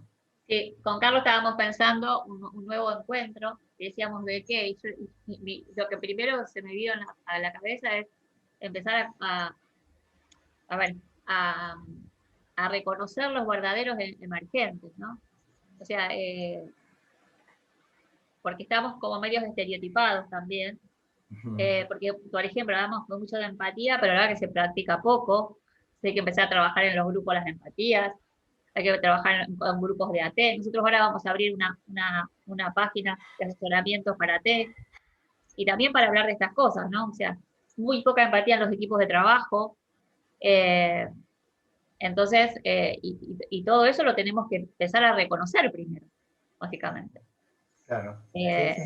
Entonces, bueno, cuando lo puedo reconocer en mí, lo voy a poder trabajar. Entonces, como decía Carlos, bueno, pensemos que, y yo justo se me había ocurrido eso, ¿no? Que hay tanto para trabajar, pero lo tenemos que sacar a la luz, ¿no? Tenemos que empezar a decir esto que me molesta, esto, ¿no? Y entre todos empezar a decir, mirá la cantidad de emergentes que hay, ¿no? Como, no sé, como por ejemplo, algo tan básico como que la pirámide de Maslow se nos dio vuelta y estamos ahí en la base, y hay necesidades económicas tremendas, y hablábamos con Natalia que vamos a hacer un proyecto para las operativas para mujeres emprendedoras, porque se han puesto muchas las casas al hombro, la familia, el grupo primario, y trabajan en grupo, y yo voy a diferentes espacios a ver, ¿no? Como son todas mujeres, ¿no? Cómo se han agrupado. Y Sí, es creo que la maravilloso. cuestión de género es una emergente, ¿no? Los Sí, femicidios, la falta de empatía, el tema del aborto, bueno, hay muchos temas, ¿no? Que acá Vicky Olavarría dice que el juego en la infancia es primordial para ser empático, ¿no? Como que ahí empieza, porque vos para jugar te tenés que poner en el lugar del otro, ¿no? Porque si no es el que se lleva la pelota porque es de él y deja todo sin jugar, digamos, ¿no? Entonces, bueno, uno ahí va, en el contacto de lo social, va generando esta cosa de empatía, ¿no? Y porque el juego tiene reglas. Claro, el juego tiene reglas y uno juega con amigos, ¿no? Claro. Y hasta se pueden inventar nuevos juegos, ¿sí? Yo trabajo en promoción de salud y siempre estamos armando juegos, ¿no? Juegos que promuevan la salud. Trivias, preguntas, como ahora no se podía andar tocando mucho, armamos una ruleta virtual, ¿no? Entonces, bueno, hay que poner mucha creatividad para crear y generar juegos, ¿sí? No sé, se me ocurre ahora, vemos el tema vectores del cono invertido, bueno, podemos hacer un juego con los vectores, ¿no? Como el efecto ascensor que tienen, si falla la comunicación, cómo es el aprendizaje. Entonces, bueno, requiere creatividad, porque es otra cosa que no se enseña en las escuelas, creatividad, ¿no? Uno tiene que repetir, tiene que, en mi época se decía tragar que decía estudiar. Entonces, ¿para qué uno tragaba? Bueno, para en el momento del examen iba, vomitaba lo que sabía y después se quedaba así, ¿no? Como sin saber de más nada, porque a mí me ha pasado salir de un examen en la universidad y ¿qué te preguntaron? Tal cosa. Ah, ¿y vos qué le dijiste? No sé, ya no me acuerdo. O sea, era salir y hacer olvido activo inmediatamente y empezar a borrar, como cuando uno borra de un disco rígido.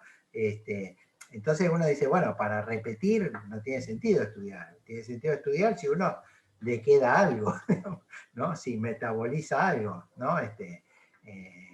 Entonces, bueno, en la educación tampoco se enseña mucho creatividad, ¿no? Que sería todo un tema, ¿no? Cómo son los mecanismos creativos. Hay que tener muchas malas ideas para que salga una o dos buenas, ¿sí? En cambio, nos reunimos a hacer un grupo de creatividad y está todo el mundo censurando, ¿no? No, pero eso tampoco, pero eso no, bueno, pará. El proceso creativo tiene que ser libre, no tiene que ser censurador, ¿no? Y siempre nos estamos censurando lo que dijiste, lo que pensaste, lo que hiciste, ¿no? O sea, la censura es matadora, ¿sí? Nos estamos censurando todo el tiempo, ¿no? Claro, Entonces, porque en realidad crear lo nuevo también es jugar. claro, por eso creatividad y juego tienen mucho que ver, ¿sí? Claro. Porque también hay que diseñar estrategias, ¿sí? Había, no sé si ahora sigue habiendo, supongo con la pandemia no, pero había casas de juego, donde vos ibas en grupo y jugabas, te traían juegos y jugabas. Me acuerdo que había una carrera de caballo, que vos tenías que tirar un dado y tenía ciertas reglas, ¿no? Entonces había que dar una vuelta y media, ¿no? Entonces, claro, todos nos matábamos por jugar comodines, ¿no? Adelantar, jugar, corrernos más adentro, ¿no? Y me acuerdo que mi esposa, que tiene más estrategia que todos nosotros juntos, ella se quedó atrás, entonces, claro, nada le obstaculizaba, ella venía última cómoda.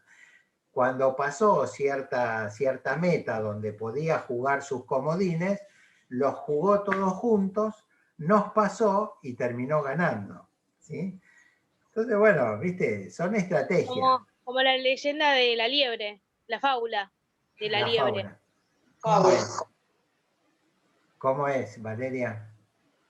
Y la fábula de la liebre dice que está jugando contra un oso, que es, no sé si era un animal bien grande. Entonces la liebre empieza a correr. Cuando pasa, por ejemplo, no sé, van a correr 300 metros. Pasa 100 metros, la liebre dice, listo, ya está, pan comida, hago 50 metros más, llego a la mitad y me puedo dormir una siesta. Entonces la liebre se duerme una siesta. Y a paso lento, el elefante, el oso, este animal, no, creo que la tortuga era. La tortuga.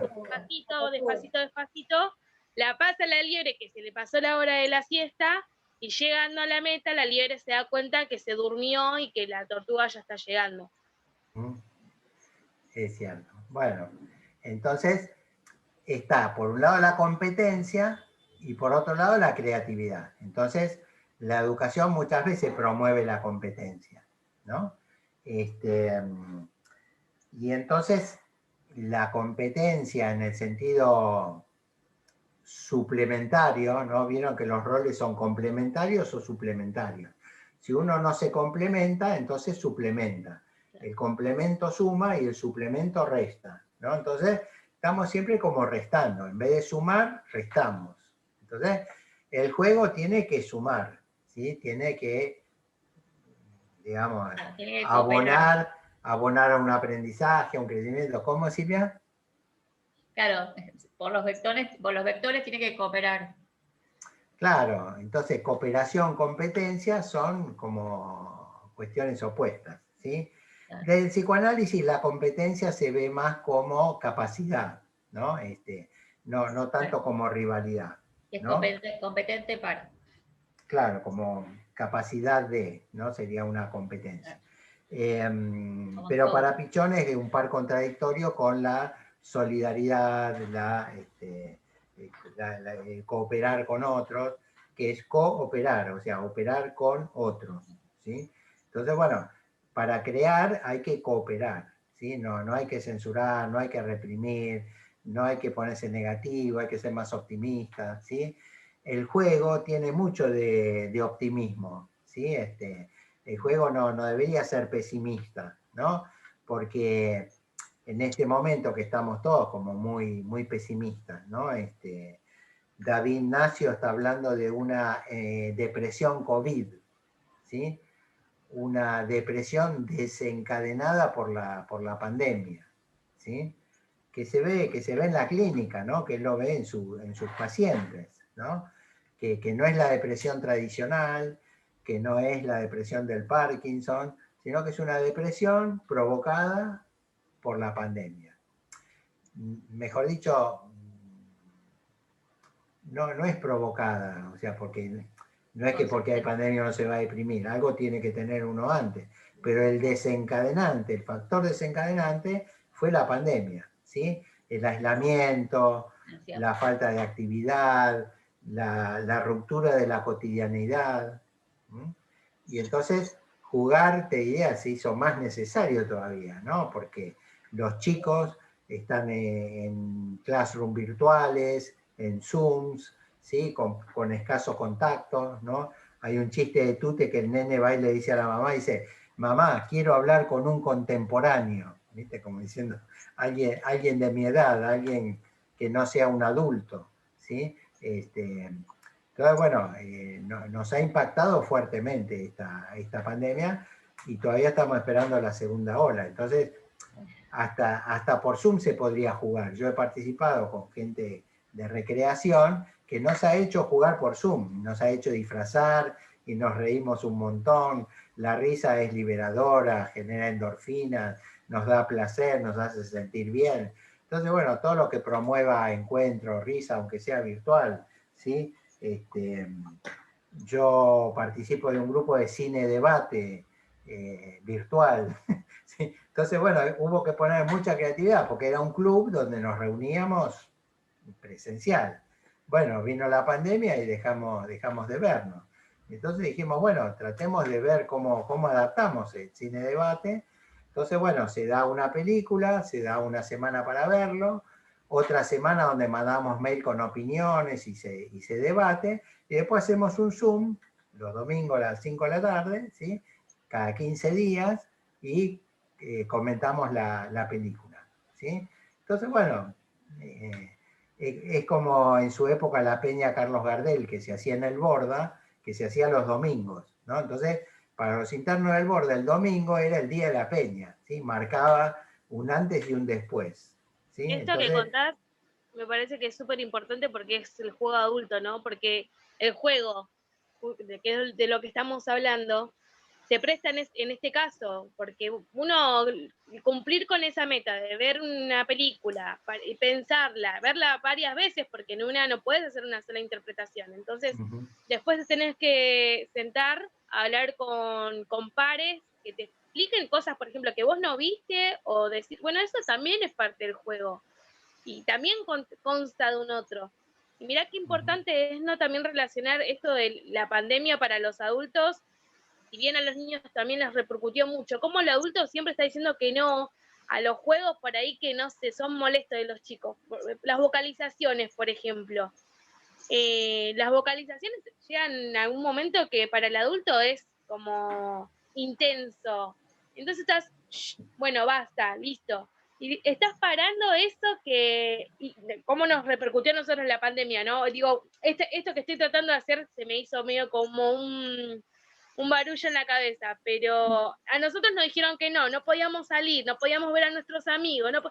Cuando nosotros le decimos que no a los chicos, la frustración que ellos sienten fue lo que a nosotros hoy en día nos cayó como un baldazo de agua fría. Entonces Claro. está bueno también pensarlo y repensar también el cómo el adulto necesita, el adulto no, el niño necesita del tiempo del adulto. Y cómo yo he oído a muchas madres, porque trabajo con niños, muchas madres, muchos padres, decir, nunca había pasado tanto tiempo con mi hijo, con mi hija, y cómo lo disfrutaron.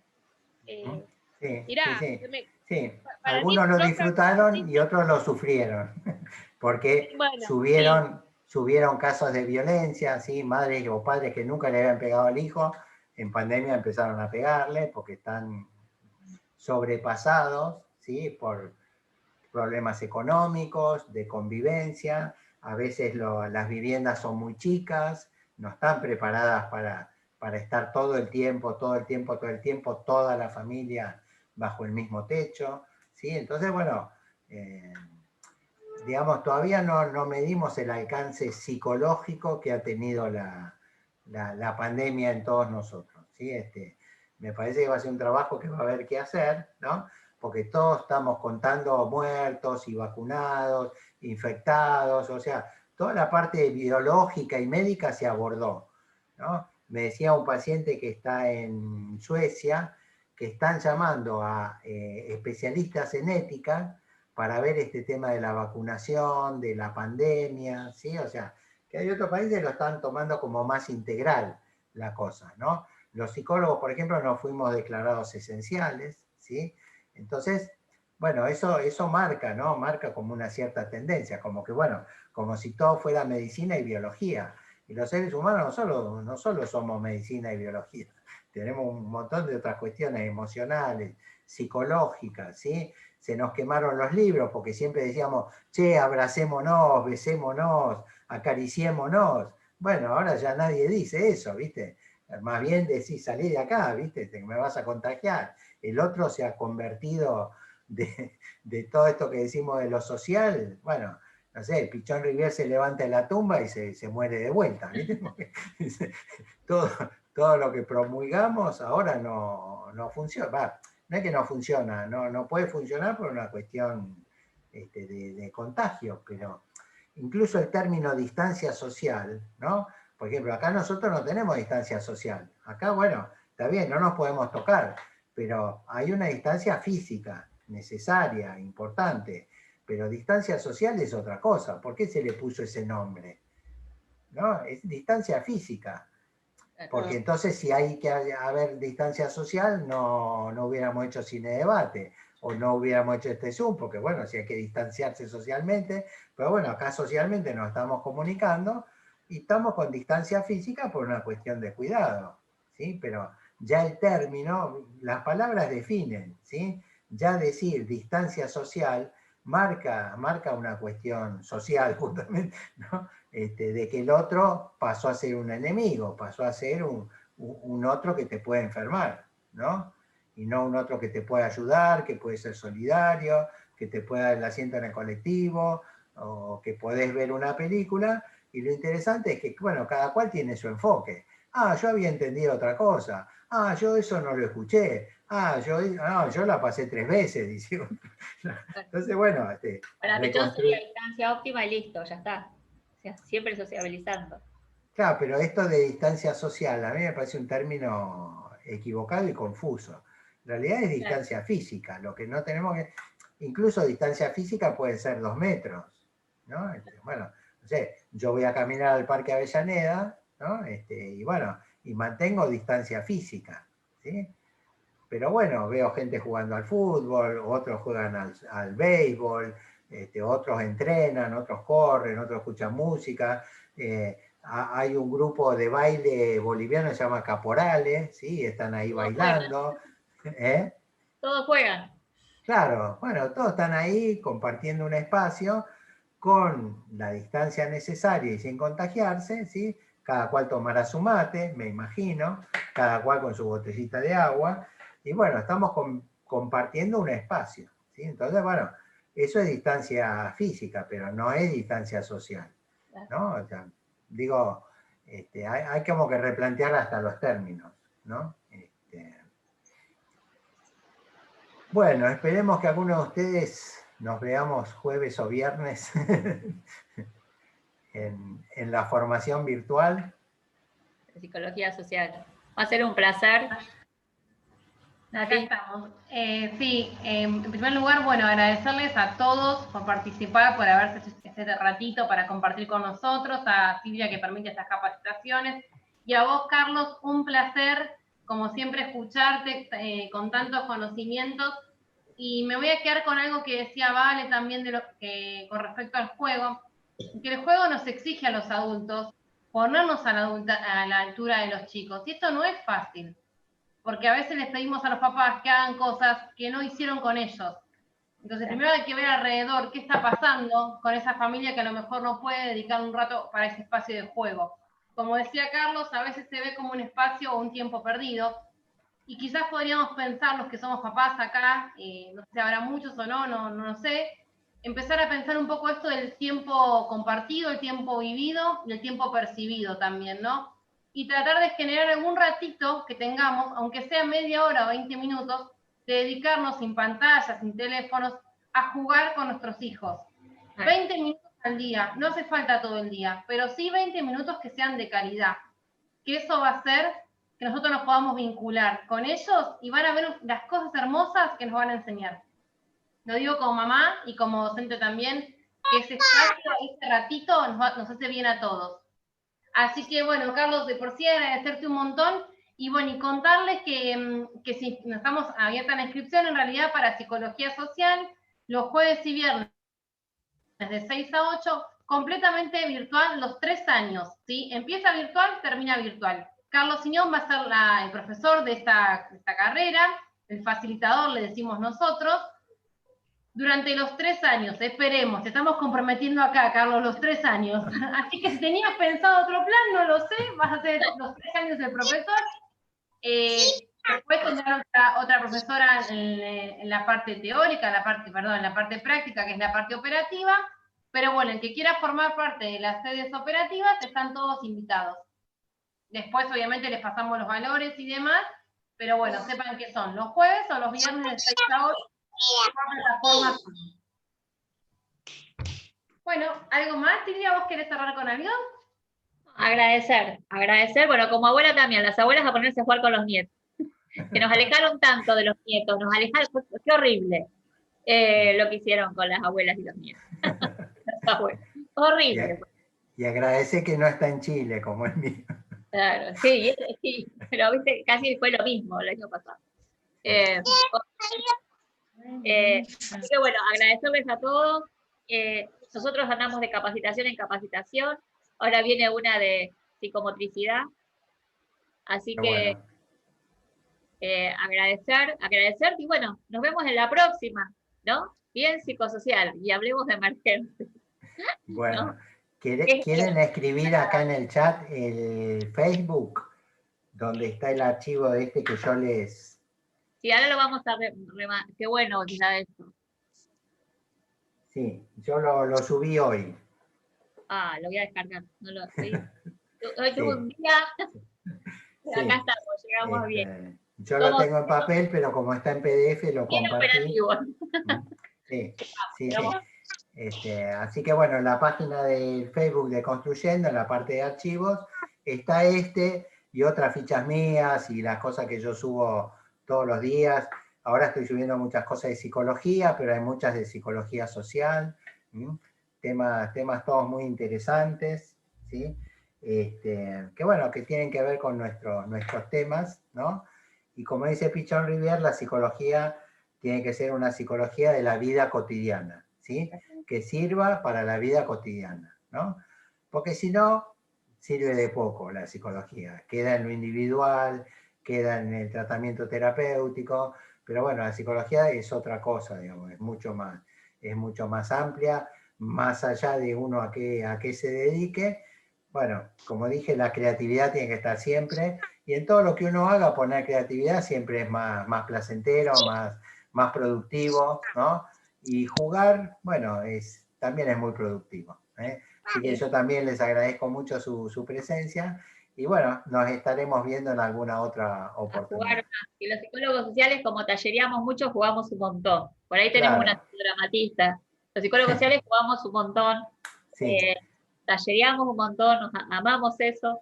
Claro, sí, yo soy director de psicodrama, y el psicodrama es un como sí, ¿no? Y el Claro. juego también es un como sí, porque uno se implica como si fuera cierto, sabe que es mentira, pero es como en el teatro vos ves una obra de teatro y te convencen de que eso es real, o una buena película o una buena serie, ¿no? Entonces uno se mete ahí en ese mundo, ¿no? Y Sí. aunque sabe que es un como sí, lo siente como muy real. Entonces, bueno, el juego siempre tiene algo de... Acá Mercedes dice que es psicodramatista, es una formación muy interesante, muy creativa.